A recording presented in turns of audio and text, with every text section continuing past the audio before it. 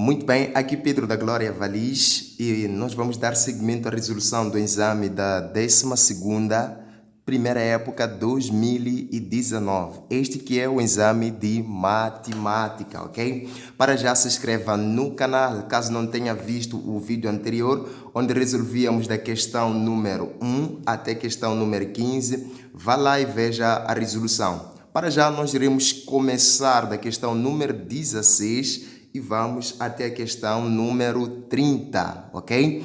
Se inscreva no canal, deixe ficar o seu like, compartilhe este vídeo porque estamos dando de graça o que nós também aprendemos de graças nas escolas públicas. Com o papel e a esferográfica na mão, nós podemos começar aí a resolução. Número 16. Qual é o contradomínio da relação R, abrir chaves? Nós temos 1 e 1, 2 e 3, 3 e 5, 5 e 1, 7 e 7, ok? A relação R é esta. O que nós pretendemos é saber qual é o contradomínio da relação. É muito importante recordar que os pares ordenados são sempre dados na forma x e y, ok? Então, o primeiro valor é x, o segundo é y, x aqui y, x aqui y, x aqui y, x aqui e aqui y, ok? O contradomínio, ele analisa as imagens, que no caso correspondem aos valores de y, ok? Portanto, sendo o contradomínio igual às imagens, a imagem o que é? A imagem é o y, ok? Portanto, nosso contradomínio vai ser igual a todos os valores de y, que é aí o 1, temos também aqui o 3, ok? Depois temos o 5, depois do 5 temos o 1 novamente, mas já está escrito. Temos também o 7. Então, este seria o contradomínio desta relação, tá bom? Se pedissem o domínio da relação, nós teríamos que entender que o domínio representa aí os objetos, e esses objetos correspondem aos valores de x, que seria 1, depois aqui o 2, aqui o 3, depois 5, depois do 5 temos o 7, ok? Deu para perceber, não é? Portanto, a alternativa correta para a questão aqui seria a alternativa D. O contradomínio seria 1, 3, 5 e 7, conforme escrevemos aqui. Muito bem, agora passemos para analisar a questão número 17. Assim diz a pergunta: qual destas afirmações está correta, ok? Afirmação A. O gráfico de uma função quadrática é uma linha reta, isto é falso, porque o gráfico de uma função quadrática é uma parábola. B. Qualquer função do primeiro grau é ímpar, isto é falso, porque para que a função seja ímpar é necessário que cumpra a condição f de menos x igual a menos f de x. E nem toda função do primeiro grau consegue cumprir esta condição. Logo, falso. Alternativa C diz o seguinte: qualquer função logarítmica tem assíntota horizontal. Isto é falso, ok? As funções logarítmicas, elas têm assíntotas verticais. Qualquer função logarítmica tem uma assíntota vertical, ok? Esta linha que delimita a função logarítmica em relação aqui ao eixo x. Então, C é falso. D. As funções trigonométricas são periódicas. Isto é puramente verdade, porque todas as funções trigonométricas, elas são altamente repetitivas, logo são periódicas, ok? Passando para a questão número 18, qual é o gráfico que representa uma função injetiva? Ok, é o seguinte, queridos, nós temos aqui o item A. No item A temos o gráfico de uma função quadrática. E no item B temos uma função esquisita, que no caso é uma função modular, ok? É uma função modular quadrática. Ela aparece deste jeito. No item C, eu vou passar só até o item C. Nós temos uma função homógrafa. Ok, então queremos saber, primeiro analisando essas três alternativas, queremos saber qual delas representa uma função injetiva. Bom, a função só será injetiva quando colocado uma reta horizontal intersetar apenas em um ponto do gráfico, ok? Olhando para a linha horizontal que eu coloquei aqui, dá para ver que interseta este ponto e interseta este ponto, interseta 2 pontos, ok? Portanto, esta função não é injetiva. Ao colocar uma reta horizontal daqui deste lado, aqui neste caso interseta em 4 pontos. Logo, a função não é injetiva. E ao fazer isto no gráfico do item C, ao colocar uma reta horizontal, interseta a linha do gráfico uma vez. Se eu tentasse colocar daqui, também só interseta uma vez. Se eu colocasse daqui, também só interseta uma vez. Não interessa onde eu for a colocar ali a reta horizontal, sempre interseta uma vez. Significa que este é o gráfico da função injetiva, ok? Cumpriu a condição da injetividade. Muito bem, compreendido isto, podemos sim dizer que no número 18 a alternativa correta será aí a alternativa C. Vamos passar para analisar a questão número 19. Qual é a classificação da função f de x igual a cosseno de x mais 2 quanto à paridade? Ok? Nós temos aí uma função f de x igual a cosseno de x mais 2. Queremos saber qual é a classificação desta função quanto à paridade. É preciso notar que quando no lugar de x eu coloco menos x, vai me dar a própria função f de x. Nós costumamos dizer que isto é uma função par. Mas, quando ao colocar para todo x, ao colocar menos x no lugar de x, e vai nos dar aí uma função simétrica de f de x, nós dissemos que isto é uma função ímpar, ok? Então, em todo caso, teremos que colocar menos x no lugar de x. Fazendo isto para esta função, ficaríamos com f, no lugar de x vamos colocar menos x, igual cosseno, no lugar de x vamos colocar menos x mais 2, ok?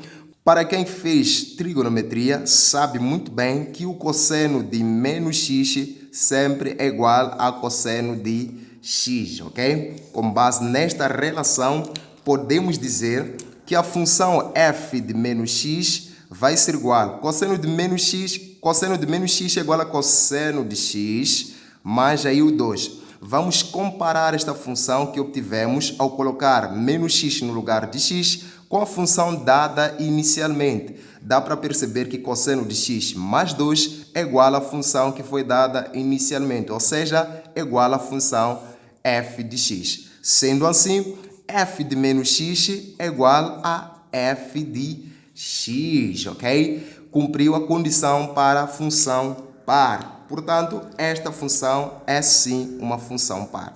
Função par, ok? A alternativa correta, gente, seria a alternativa A, ok? Assim, deste jeito, você faz sucesso mesmo. Passando agora para a questão número 20. Número 20 diz assim: em quantos pontos se intersetam os gráficos das funções f de x igual a x ao quadrado menos 4x e g de x igual a menos 3, ok? Nós temos aí a função, temos uma função f de x, isso é número 20. Temos uma função f de x igual a x ao quadrado menos 4x, ok? E uma função g de x igual a menos 3. Pretendemos saber em quantos pontos estas funções se intersetam, ok? Bom, se nos fosse pedido quais são os pontos de interseção destas duas funções, nós teríamos que pegar as funções e igualá-las. Teríamos que fazer f de x igual a g de x. Bom, assim nós achamos os pontos de interseção e, consequentemente, conseguimos saber em quantos pontos estas funções se intersetam. Substituindo aqui no lugar de f de x por x ao quadrado menos 4x, igual à função G, que no caso é menos 3. Passando o menos 3 para o primeiro membro, x ao quadrado menos 4x mais 3 igual a 0, ok? Negativo passa, fica positivo. Temos aí uma equação quadrática completa. E para a resolução disto, vamos usar a fórmula resolvente. Começando por calcular o delta. Teríamos aqui delta igual a b quadrado menos 4ac. E extraindo os valores de a, o valor de a em frente de x ao quadrado, nós temos 1. O valor de b em frente do x, nós temos menos 4. O valor de c, o termo independente, temos aí o 3. Portanto, delta vai ser igual a b, que no caso é menos 4 ao quadrado, menos 4 vezes o valor de a, que é 1, o valor de c, que é aí o 3. Fazendo a continha, teríamos menos 4 ao quadrado, dando 16, menos 12, igual aí a 4, ok?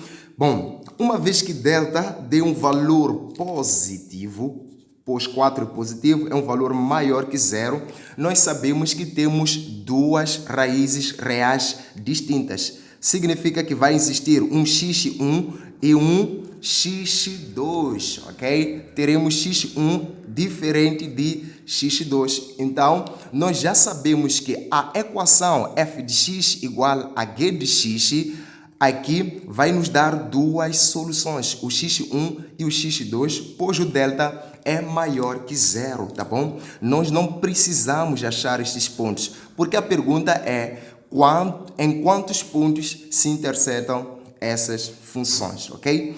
F de x, x1 e x2 seria menos b mais ou menos raiz quadrada de delta, dividido por 2 vezes o valor de a, para quem pretende calcular o valor de x1 e de x2. Mas nós só queríamos saber em quantos pontos mesmo, que será aí 2 pontos. Número 20, a alternativa seria B, ok?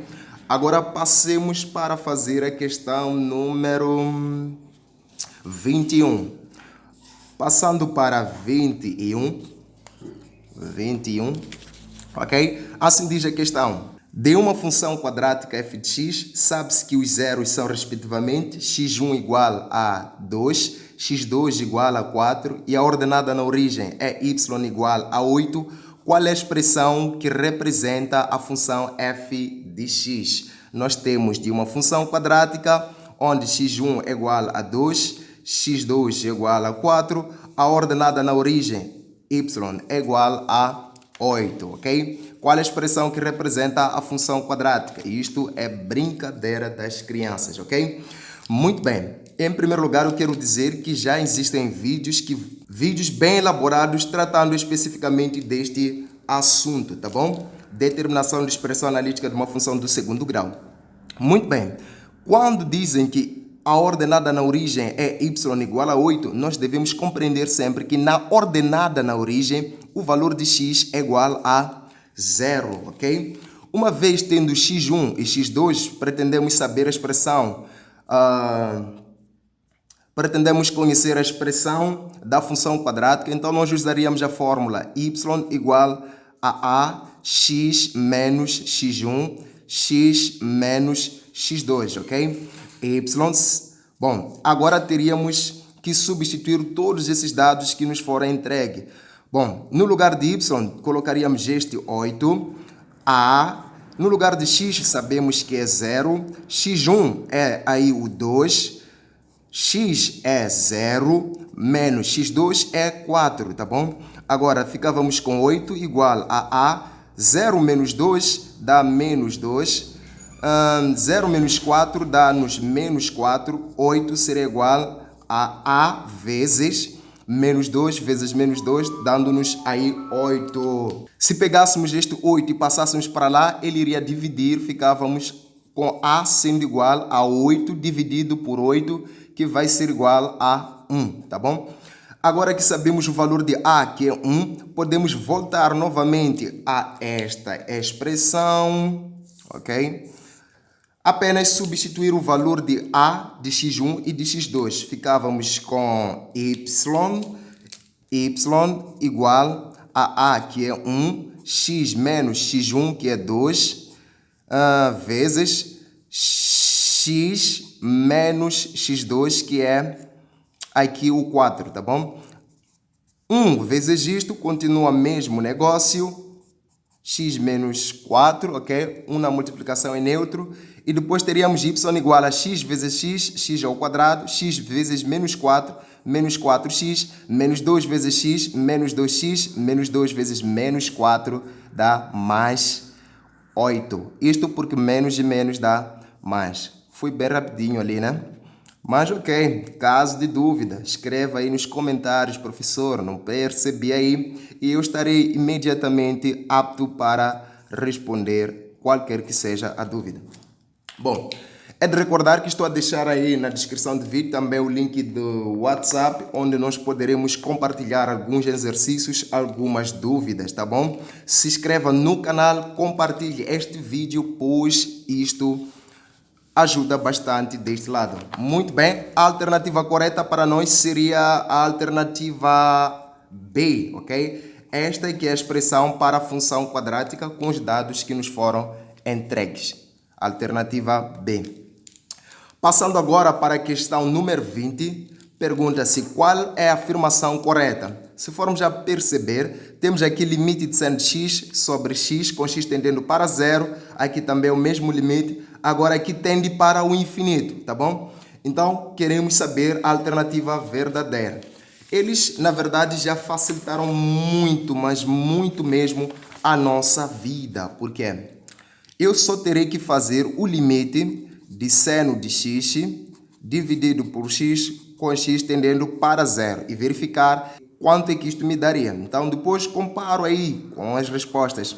Bom, se no lugar de x colocássemos zero, ficaríamos com seno de zero sobre zero. O seno de zero é zero dividido por zero. É uma indeterminação do tipo zero sobre zero. E no caso, quando este x aqui no argumento do seno é igual a este x, aqui no denominador, significa que este limite é igual a 1, tá bom? Logo, a alternativa verdadeira para o nosso 22 seria a alternativa A, ok? 22, vamos ter a alternativa correta A. Passando agora para a questão 23, temos o seguinte. Na figura está representado o gráfico da função f de x. Qual é a afirmação verdadeira? Ok? Deixe-me aqui esboçar o gráfico desta função para verificarmos qual é a afirmação verdadeira.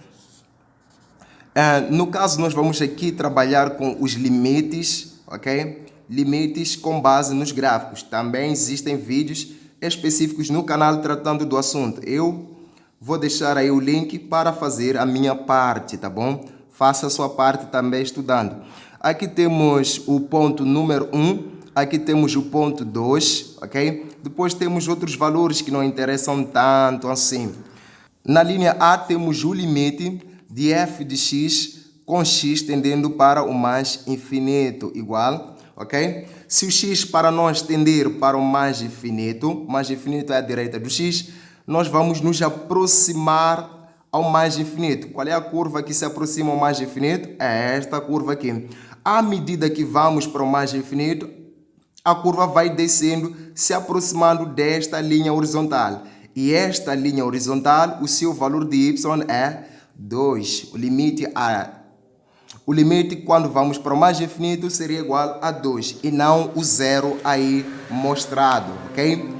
Logo, já está simplificada a nossa vida, pois temos aí o item B dizendo a mesma coisa que nós dissemos aí a respeito deste gráfico. Portanto, no número 23 teríamos a alternativa correta aí o B. Fácil, fácil. Mas se quiser aprofundar, siga a dica, ok? Tem um vídeo específico disto que vou deixar aí na descrição deste vídeo, ok? Agora vamos trabalhar com brincadeira das crianças mesmo, que é a questão dos limites, tá bom? Limites. Negócio muito fácil e bem temido, tá bom? Número 24, temos o limite de 0,008x ao cubo menos 0,2x ao cubo mais 2x menos 10 dividido aqui pelo 0,002x ao cubo menos 2000 com x tendendo para o infinito. Se eu colocasse infinito no lugar de x, provavelmente o numerador daria infinito e o denominador também daria infinito. Temos uma indeterminação do tipo infinito sobre infinito. Sendo assim, vamos buscar o x de maior grau, perdão, aqui é quadrado. Sendo assim, vamos buscar o x de maior grau no numerador. O x de maior grau no numerador seria este aqui. E no denominador, o x de maior grau é este aqui. Portanto, este limite vai ser igual ao limite de 0,008x ao cubo dividido por 0,002x ao cubo. Bom, esta análise simplesmente deverá ser feita nos limites do tipo infinito sobre infinito. Caso contrário, por favor, não diga que eu é que ensinei, ok? Bom, cortando aqui o x ao cubo com x ao cubo, ficaríamos com 0,008 dividido por 0,002. Esta divisão dar-nos-ia aqui 4, ok? Pode colocar aí na sua calculadora que a resposta será 4. Alternativa correta, temos aí a alternativa C, ok? 24 é C. Conforme eu disse, limite é para as crianças mesmo, não tem nada, e principalmente quando se trata de infinito sobre infinito. Passemos para a questão número 25. Temos o limite do cosseno de x menos 1 dividido por 3x quadrado, com x tendendo para 0. Se colocássemos 0 no lugar de x, ficaríamos com cosseno de 0 menos 1 dividido pelo 3 vezes o 0 ao quadrado. Cosseno de 0 é 1 menos este 1 dividido por 0, ok? Porque 0 ao quadrado dá 0, vezes 3 dá 0. 1 menos 1 também daria 0, sobre aqui o 0. É uma indeterminação do tipo 0 sobre 0. Eu costumo dizer que neste tipo de indeterminações, basta não termos aí raízes, não é? É só aplicarmos a técnica da derivação. Deriva o numerador, deriva o denominador, sempre que for 0 sobre 0. Por favor, não vamos fazer coisas engraçadas aí, tá bom? Agora, continuando com a resolução, a derivada do cosseno de x é menos seno de x. A derivada do 1 vai ser 0. A derivada desta expressão, o 2 se multiplica ao 3, ficamos com 6x, com x tendendo para 0, ok? Muito bem, dá para perceber que estamos quase na reta final. Caso tenha dúvida também de derivadas, existem 2 vídeos muito bem elaborados, mas bem longos também, acerca de derivadas, para começar do zero para o nível mais elevado possível nisto aqui, tá bom? Agora, se eu colocasse 0 novamente no lugar de x, ficaria com menos seno de 0 dividido por 6 vezes 0. 6 vezes 0 dá 0, seno de 0 dá 0. Conforme pode-se ver, continua uma indeterminação do tipo 0 sobre 0. Mas, quando nós tivermos aqui seno de x dividido por qualquer coisa x, este limite é muito fácil mesmo de se resolver. É só dizer que isto vai ser igual a menos, por causa deste menos, o valor em frente de x aqui no seno é 1, dividido pelo valor em frente de x aqui no denominador, que é 6. Então, o resultado seria menos 1 sobre 6, tá bom? Fácil, fácil, brincadeira das crianças. Passemos para a questão número 26. E quanto ao 25, a alternativa correta seria A, tá bom? Muito bem. 26 temos qual é o valor de limite de... Temos o limite 26. Qual é o valor do limite de 1 menos 1 sobre x mais 1 elevado a x, x tendendo ao infinito, ok? Queremos saber o valor deste limite. Atenção que à medida que vamos aqui resolvendo os exercícios, você vai se inscrevendo, vai curtindo o vídeo e vai pensando também nos seus colegas para poder compartilhar este vídeo com eles, tá bom? Agora, resolvendo este limite, se eu colocasse infinito no lugar de x, ficaria com infinito mais 1, dando infinito. 1 dividido por infinito dá 0. Portanto, ficávamos com 1 menos 0, que vai dar 1. Elevado aqui a infinito, tá bom? 1 elevado a infinito é uma indeterminação. E no caso é uma indeterminação de Neper, ok? É só dizer que isto vai ser igual a NEPA, limite. Esta regra é geral. Sempre que der 1 elevado a infinito, pensando deste jeito, nunca erra. NEPA elevado ao limite de 1 menos, que é toda essa expressão, ok? 1 menos 1 sobre x mais 1. O que é que você faz de seguida? Subtrai toda esta expressão, que é esta, por 1, ok? Fecha os parênteses e este que era expoente passa a multiplicar. Fazendo isto, camarada, você faz sucesso, ok? Já ver que este 1 menos este 1 vai dar 0, ficando apenas com NEPA elevado ao limite de menos 1 sobre x mais 1 vezes este x aqui. Com x tendendo ao infinito, ficaríamos com NEPA elevado ao limite, ok? De x vezes menos 1 dá menos x sobre x mais 1 com x tendendo ao infinito. Bom, isto daria uma indeterminação de tipo infinito sobre infinito, pois esta aqui vai dar-nos infinito, se no lugar de x colocarmos infinito, aqui também vai dar infinito, se no lugar de x colocarmos infinito. Temos infinito sobre infinito. Já vimos isto, que é brincadeira das crianças, ok? Sempre que dá infinito sobre infinito, veja o x de maior grau no numerador, x de maior grau no denominador. Ficaríamos com limite de menos x sobre x, com x tendendo ao infinito. X dividido por x é igual a 1, porque é a mesma expressão. Portanto, ficávamos com NEPA elevado a 1, negativo. 1 negativo. Portanto, assim terminava a resolução do 26, que o item correto seria o item B, ok? Passando para 27, diz a seguinte questão. Uma função real de variável real x diz-se descontínua num ponto de abscissa P do seu domínio, se e só se, ok? Bom, quando é que nós diríamos que uma função é descontínua num ponto de abscissa P? Bom, sabemos que qualquer função só diz-se contínua quando o limite da função com x tendendo para a abscissa, que no caso aqui é P, é igual à função no próprio ponto.